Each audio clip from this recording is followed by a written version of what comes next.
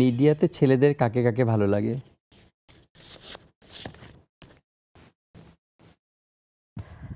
ছেলেদের মধ্যে যদি বলি মিডিয়াতে কাকে বেশি ভালো লাগে কিংবা কার কাজ ভালো লাগে?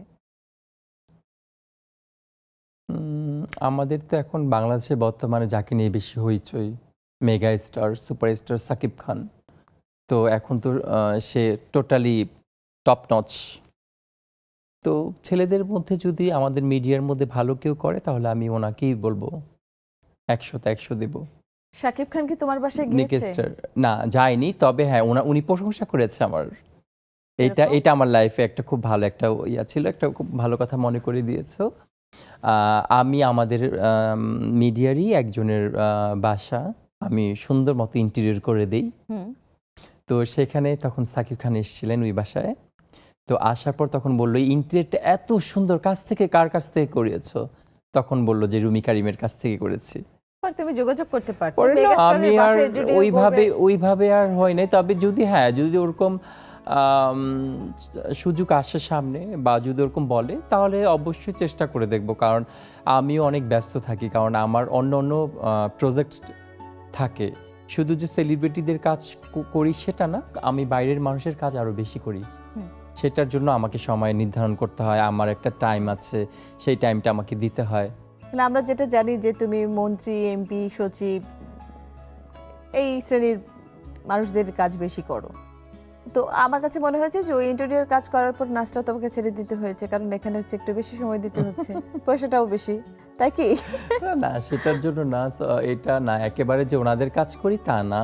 সব ধরনের মানুষের কাজই আমাদের মাথায় রেখে করতে হয়। একটা মনে করো সাধারণ মানুষের কাজও আমাদের মাথায় রাখতে হয়, একজন বড় কর্মকর্তার তার কাজও আমাদের মাথায় রেখে করতে হয়। কারণ সবাই তো তোমার হচ্ছে লাইভ লিড করে, সবাই চায় সুন্দর মতো তার বাসাটা হোক। তোমার জীবনে তুমি কাকে আইডল হিসেবে মানো?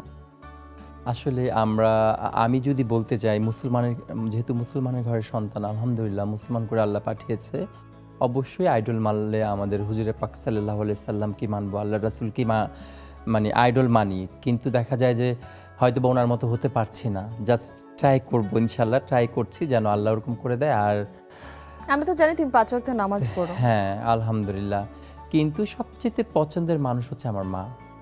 আমার আচ্ছা। মা সারা পৃথিবী একদিকে, আমার মা আরেকদিকে। আমি আল্লাহ আল্লাহ আল্লাহ সুবহান তাআলার পরে আমি মনে করি আমার মা। হ্যাঁ, আল্লাহ রাসূলকে মনে করতে তারপর মাকে, তো ওইটাই আর কি মনে করি যে এটা মানে আমার মা হচ্ছে সব কিছু আমার। আমার মা একদিকে আর সারা পৃথিবী একদিকে আমি মনে করি, কারণ আমার মাকে আমি অনেক ভালোবাসি এবং আমার মার আঁচল ধরে ধরেই বড় হয়েছি আমি। হ্যাঁ, এবং আমি মনে করি আমার মা শ্রেষ্ঠ মা পৃথিবীর মধ্যে, মানে আমার মা আমার কাছে শ্রেষ্ঠ।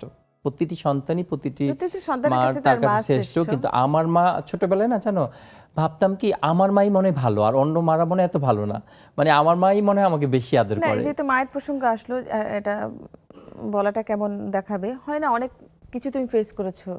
ফেসবুকের কথা বললো, কমেন্ট বক্সে মানুষ কিচেনের নেগেটিভ কমেন্টস করে, তো এই ধরনের ব্যাপারগুলো যখন ফ্যামিলিতে আসে, হ্যাঁ, মায়ের কাছেও আসে এই ব্যাপারটা, বাবার কাছেও আসে, তখন তারা কিভাবে ফেস করে?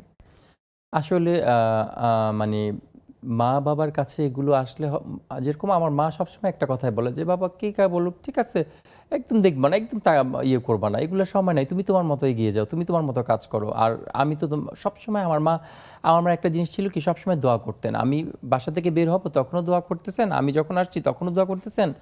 আর আমার একটা অভ্যাস ছিল, যেকোনো কোনো কিছু ছোট হোক সেটা, কোনো একটা কিছু আনলে আমি মার হাতে দিতাম।